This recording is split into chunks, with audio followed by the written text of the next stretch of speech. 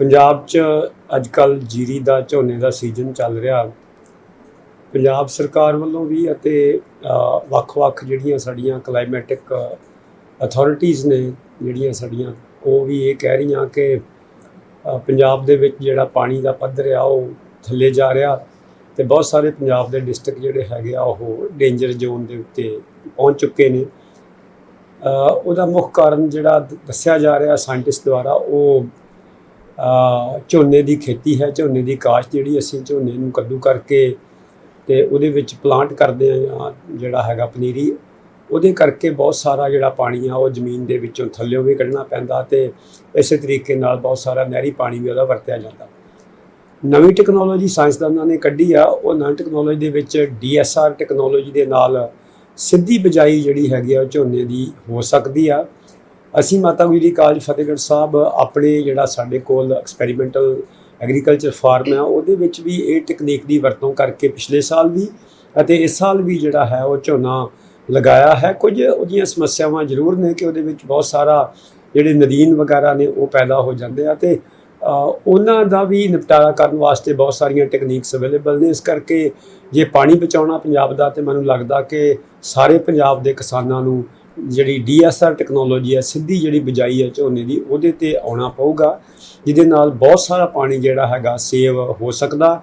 ਪਾਣੀ ਕਿਉਂਕਿ ਬਹੁਤ ਇੰਪੋਰਟੈਂਟ ਹਿੱਸਾ ਆ ਕਿਸੇ ਵੀ ਵਿਅਕਤੀ ਦੇ ਜੀਵਨ ਦਾ, ਕਿਸੇ ਵੀ ਜਿਹੜੇ ਹੈਗੇ ਉਹ ਸਮਾਜ ਦੇ ਵਿੱਚ ਪਾਣੀ ਦੀ ਬਹੁਤ ਮਹੱਤਤਾ ਆ, ਕਿਉਂਕਿ ਪਾਣੀ ਤੋਂ ਬਿਨਾਂ ਜੀਵਨ ਦੀ ਜਿਹੜੀ ਹੈਗੀ ਆ ਉਹ ਨਹੀਂ ਕੀਤੀ ਜਾ ਸਕਦੀ, ਇਮੈਜੀਨੇਸ਼ਨ ਨਹੀਂ ਕੀਤੀ, ਜੀਵਨ ਸੰਭਵ ਹੀ ਨਹੀਂ ਹੈ ਪਾਣੀ ਤੋਂ ਬਿਨਾਂ। ਇਸ ਕਰਕੇ ਸਾਡੀ ਮਾਤਾ ਗੁਜਰੀ ਕਾਲਜ ਫਤਿਹਗੜ੍ਹ ਸਾਹਿਬ ਵੱਲੋਂ ਇਲਾਕੇ ਦੇ ਅਤੇ ਪੰਜਾਬ ਦੇ ਸਾਰੇ ਕਿਸਾਨ ਵੀਰਾਂ ਨੂੰ ਇਹ ਬੇਨਤੀ ਆ ਕਿ DSR ਟੈਕਨੋਲੋਜੀ ਨਾਲ ਬਹੁਤ ਵੱਧ ਤੋਂ ਵੱਧ ਝੋਨਾ ਜਿਹੜਾ ਹੈਗਾ ਉਹ ਲਾਇਆ ਜਾਵੇ ਅਤੇ ਜਿਹੜੀਆਂ ਕੋਈ ਸਮੱਸਿਆਵਾਂ ਆ ਰਹੀਆਂ ਨੇ, ਸਾਡੇ ਇਲਾਕੇ ਦੇ ਲੋਕ ਮਾਤਾ ਗੁਜਰੀ ਕਾਲਜ ਫਤਿਹਗੜ੍ਹ ਵਿੱਚ ਪਹੁੰਚ ਕੇ ਸਾਡੇ ਅਧਿਆਪਕ ਸਾਹਿਬਾਨਾਂ ਕੋਲੋਂ ਜਾਂ ਸਾਡੇ ਅਧਿਆਪਕ ਸਾਹਿਬਾਨ ਵੀ ਕਿਸਾਨਾਂ ਕੋਲੋਂ ਪਹੁੰਚ ਕੇ ਉਹਨਾਂ ਦੀ ਹੈਲਪ ਕਰਨ ਵਾਸਤੇ ਤਿਆਰ ਨੇ। ਖਰੋੜਾ ਪਿੰਡ ਹੈ ਪਟਿਆਲਾ ਸਰਹੰਦ ਰੋਡ 'ਤੇ, ਉੱਥੇ ਸਾਡਾ ਫਾਰਮ ਹੈ। ਸੋ ਉੱਥੇ ਵੀ ਅਸੀਂ ਇਸ ਤਰੀਕੇ ਨਾਲ ਜਿਹੜਾ ਹੈਗਾ ਉਹ ਫਾਰਮ ਡਿਵੈਲਪ ਕੀਤਾ ਅਤੇ ਡਾਇਰੈਕਟ ਸੀਡਿੰਗ ਕੀਤੀ ਆ। ਸੋ ਝਾੜ ਦੇ ਵਿੱਚ ਵੀ ਕੋਈ ਬਹੁਤਾ ਜ਼ਿਆਦਾ ਜਿਹੜਾ ਹੈਗਾ ਫਰਕ ਨਹੀਂ। ਸੋ ਮੈਂ ਬੇਨਤੀ ਕਰਦਾ ਇੱਕ ਵਾਰੀ ਫੇਰ ਕਿ ਸਾਰੇ ਲੋਕ ਜਿਹੜੇ ਹੈਗੇ ਉਹ DSR ਟੈਕਨੋਲੋਜੀ ਨਾਲ ਜਿਹੜਾ ਹੈਗਾ ਝੋਨਾ ਲਗਾਉਣ ਅਤੇ ਪੰਜਾਬ ਦੇ ਪਾਣੀ ਨੂੰ ਅਤੇ ਆਪਣੇ ਜੀਵਨ ਨੂੰ ਬਚਾਉਣ।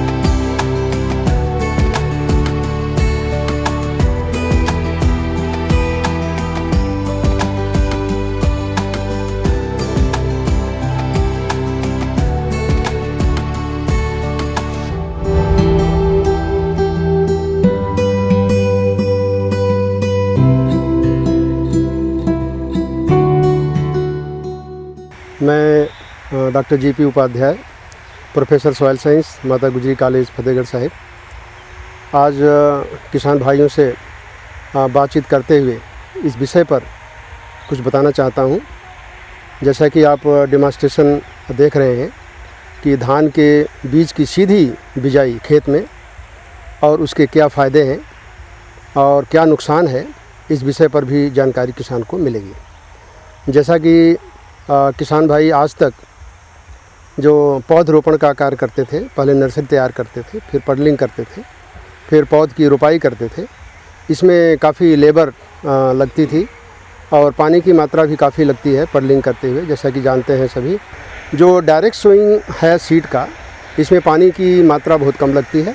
केवल आपको एक हल्की सिंचाई करके उचित नमी मेंटेन करनी होती है मिट्टी में, जिससे कि वो सीड अच्छी तरह से जर्मिनेट हो जाए।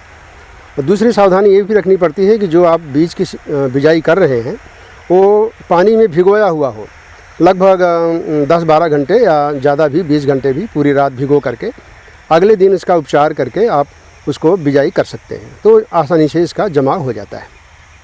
आजकल इस पद्धति का बहुत अच्छा रिस्पांस आ रहा है। इसमें किसान की बचत होती है, एक तो पानी की बचत होती है, पोषक तत्वों की बचत होती है, और दूसरा जो रोपाई होती है, सीडलिंग की जो रोपाई करते हैं उसमें काफ़ी ज़्यादा खर्चा लेबर के रूप में आ जाता है किसान को, जो एक काफ़ी बचत का काम हो सकता है अगर सीड सोइंग डायरेक्टली करें तो मैं किसान भाइयों से अनुरोध करूंगा कि ये एक नई टेक्निक है और इस आधार पर जहां पर पानी की कमी है उस जगह पर इस पद्धति का इस्तेमाल करें, और इस पद्धति में ऐसी गलतफहमी में ना रहें कि पैदावार कम हो जाएगी। पैदावार बिल्कुल कम नहीं होगी। आपकी जो ओवरऑल इनकम है, जो फ़ायदा है उस फसल में उतनी ही प्राप्त हो जाएगी आपको, और फसल की क्वालिटी भी इसमें अच्छी देखी गई है। मैं डॉक्टर करम सिंह ठाकुर, प्रोफेसर माता गुजरी कॉलेज फतेहगढ़ साहब, मैं एक आज अपने यहाँ पंजाब के किसान भाइयों के लिए एक संदेश देना चाहता हूँ कि अभी जो है खरीफ का सीज़न आ रहा है, जिसमें पंजाब में की जो मुख्य खरीफ का जो फसल है वो धान है।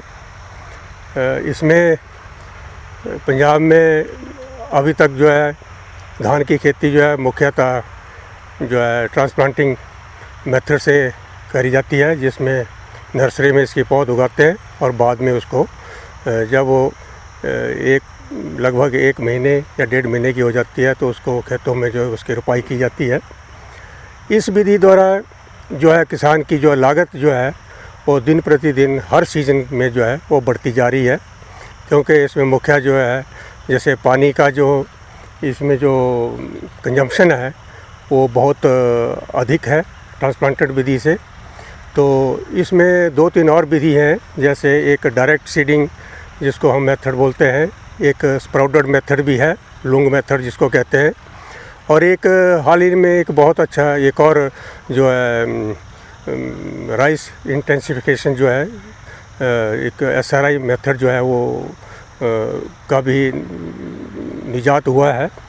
तो किसान भाइयों से अनुरोध है कि थोड़ा सा अपना एरिया जो है वो डाइवर्ट करें, जो कुछ डायरेक्ट सीडिंग करें, कुछ SRI मेथड से लगाएं, कुछ ट्रांसप्लांटिंग भी करें, और तीनों मेथड्स से जब लगाएंगे तो देखेंगे कि किसकी लागत जो है कम है और किस में जो है शुद्ध लाभ जो है ज़्यादा प्राप्त हो रहा है, और किस मेथड से जो है उनके इनपुट्स की भी जो है बचत हो रही है। जैसे चाहे पानी की है, चाहे खाद की है। नेचुरली आप देखेंगे कि जो हमारा ट्रांसप्लांटेड मेथड है उसमें न्यूट्रिएंट्स के लॉसेस भी ज़्यादा है, और जो हमारा डायरेक्ट सीडिंग होती है इसमें न्यूट्रिएंट के लॉसेस भी कम रहते हैं। इस मेथड से लगाने से इसके बहुत ज़्यादा फ़ायदे हैं। पानी की बचत होती है बहुत सारी, और जैसे बीमारियाँ आती हैं तो बीमारियों का प्रकोप भी कम हो जाता है, इंसेक्ट्स का प्रकोप भी कम हो जाता है। अगर इन विधियों को अपनाएंगे तो उससे उनका और जो हमारा वाटर टेबल भी नीचे जा रहा है उसकी भी बचत होगी, और एक अच्छी पैदावार भी हो इस फसल की ले सकते हैं।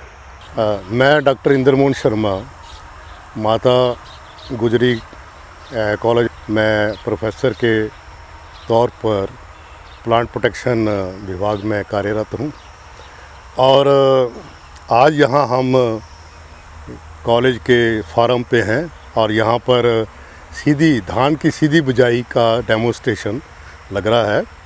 इसमें बीज को सीधा ही बीजा जाता है, और ये जो बीज है इसका पानी का, जैसे पहले भी बता चुके हैं कि पानी का इसमें सेविंग होती है, बहुत सारा पानी जो है बच जाता है, और कम से कम इसमें जो लेबर है उसका खर्चा भी कम होता है। मैं इसके बावजूद आपको ये बताना चाहूँगा कि ऐसे जब आप डायरेक्ट सोइंग करेंगे तो इसमें बीमारियां और कीड़ों का प्रकोप भी कम हो जाता है, और इसके ऊपर आपका बहुत सारा जो है खर्चा होता है ना। बहुत सारी दवाइयाँ आपको मार्केट से लेना पड़ती हैं टाइम से, जैसे ब्लास्ट है, फॉल्समट है, राइजोक्टोनिया है, वो जो बीमारियां हैं यहाँ पर बहुत मिनिमम इंसिडेंस उनका होता है। दूसरा ये है कि जब भी आप बीज लगाएं उसको उपचारित ज़रूर कर लें। जैसे बैक्टीरियल ब्लाइट पंजाब की मेजर प्रॉब्लम है, उसको आप स्टेप्टोसाइक्लिन आधा ग्राम है ना, उसमें पर लीटर के हिसाब से बेट से उसकी ट्रीटमेंट भी कर सकते हैं, या पाउडर से भी कर सकते हैं। उसमें कार्बनडाजिम की जो दवाई है वो 1 ग्राम 1 kg के हिसाब से उसको ट्रीट करेंगे।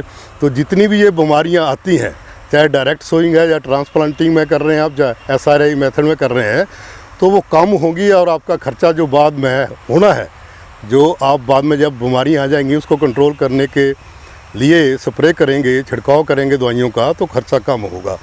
तो इस वक्त जो है ये जो डायरेक्ट सीडिंग, जो सीधा जो बीज की बिजाई मेथड से यहाँ पर कर रहे हैं, इससे आप देखो बहुत सारा आपकी बचत होगी। लेबर है, पानी है, दवाइयाँ हैं, उनका कीड़ों और बीमारियों की वजह से जो प्रोडक्शन कम होगी उसका भी आपकी प्रोडक्शन कम नहीं होगी। तो इस मेथड को आप ज़्यादा से ज़्यादा पंजाब में या यहाँ भी है वो उसको अपनाएं, और उससे किसान भाई अपनी इनकम को बढ़ा सकते हैं। जैसा कि हमारे सीनियर प्रोफेसर्स ने बताया कि अगर हम लोग डायरेक्ट सीडेड राइस को यूज़ करेंगे तो उसमें किसान को प्रोडक्शन भी अच्छा मिलेगा, और साथ साथ में हम पानी का सेविंग कर सकते हैं। और एक जो मेन एक प्रॉब्लम जो आज के समय में एग्रीकल्चर में आ रही है, जो कि लेबर की है। अगर हम ट्रांसप्लांटिंग की ओर जाते हैं तो लेबर कॉस्ट काफ़ी बढ़ जाता है। अगर डायरेक्ट सीडेड से हम लोग लगाएंगे तो उसको हम बचा सकते हैं। पंजाब की अगर हम लोग बात करें तो पंजाब में हमको लगता है कि पानी अभी काफ़ी ज़्यादा है, पर अगर हम आगे चलेंगे तो हर साल हम देख रहे हैं कि वाटर लेवल नीचे जा रहा है। तो इस पानी को बचा के रखना होगा। अदरवाइज़ जो इलाके जहाँ पर हम लोग आगे थोड़ा जाएं, मध्य प्रदेश, महाराष्ट्र, जहाँ पर पानी नहीं है, तो वहाँ पर किसान के पास कोई ऑप्शंस नहीं। तो हमें अगली जनरेशन्स के लिए भी पानी बचा के रखना है, और उसके लिए हम लोगों ने डायरेक्ट सीडेड राइस को यूज़ करना है। डायरेक्ट सीडेड राइस पंजाब में 2010 से ये टेक्नोलॉजी आई। पंजाब एग्रीकल्चर यूनिवर्सिटी ने इसको प्रमोट किया, और हम लोग भी उन्हीं के दिशा निर्देश के अकॉर्डिंग जो है इसको प्रमोट कर रहे हैं, और फार्मर्स को ये अवेयर कर रहे हैं कि वो DSR टेक्नोलॉजी उसको यूज़ करें। हम फार्मर्स को जो भी टेक्निकल एडवाइस चाहिए वो प्रोवाइड कर सकते हैं, और साथ में हमारा जो सीड्रिल मशीन है उसको भी हम फार्मर्स को प्रोवाइड कर सकते हैं। तो मेरी फार्मर्स से ये रिक्वेस्ट है कि वो DSR टेक्नोलॉजी को यूज़ करें, जिससे कि पानी जो है वो काफ़ी हम बचा सकते हैं, लेबर का सेविंग कर सकते हैं, और ओवरऑल हमारा जो प्रोडक्टिविटी है उसको हम लोग बढ़ा सकते हैं। हाँ जी, पानी की दिक्कत ਨੂੰ देखते हुए पंजाब ਵਿੱਚ ਇੱਥੇ ਸਿੱਧੀ ਬਿਜਾਈ ਦੇਖਣ ਆਏ ਹਾਂ। ਅਸੀਂ ਆਪਣੇ ਖੇਤਾਂ ਵਿੱਚ ਵੀ ਸਿੱਧੀ ਬਿਜਾਈ ਕਰਨੀ ਚਾਹੁੰਦੇ ਹਾਂ ਤਾਂ ਕਿ ਪਾਣੀ ਦੀ ਬਚਤ ਹੋ ਸਕੇ। ਵੈਰੀ ਕਾ ਖਾਲਸਾ, ਵੈਰੀ ਜੀ ਕੀ ਫਤਿਹ। ਸਾਡਾ ਨਾਮ ਅਮਰਜੀਤ ਸਿੰਘ ਹੈ, ਪਿੰਡ ਘਮੰਡਗੜ੍ਹ ਹੈ। ਅਸੀਂ 40-45 ਕਿੱਲਿਆਂ ਦੀ ਖੇਤੀ ਕਰਦੇ ਹਨ, ਤੇ ਅੱਗੇ ਵਾਸਤੇ ਸਾਡੇ ਇਲਾਕੇ ਦੇ ਵਿੱਚ ਜਿਹੜੀ ਆਪਾਂ ਜੀਰੀ ਕੇਰਦੇ ਆ ਇਹਦਾ ਖਰਚਾ ਘੱਟ ਆਉਂਦਾ ਹੈ। ਉਹਦਾ ਜਿਹੜਾ ਆਪਾਂ ਕੱਦੂ ਕਰਕੇ ਪਾਣੀ ਡੇਲੀ ਲਾਉਂਦੇ ਹਨ ਉਹਦਾ ਖਰਚਾ ਜ਼ਿਆਦਾ ਆਉਂਦਾ ਹੈ। ਇਸ ਕਾਰਨ ਸਾਡੇ ਇਲਾਕੇ ਦੇ ਵਿੱਚ ਇਹ ਬਿਜਾਈ ਕਰਕੇ ਬਹੁਤ ਲੋਕ ਖੁਸ਼ ਆ, ਇਹਦਾ ਪਾਣੀ ਦਾ ਖਰਚਾ ਵੀ ਘੱਟ ਆਉਂਦਾ ਹੈ।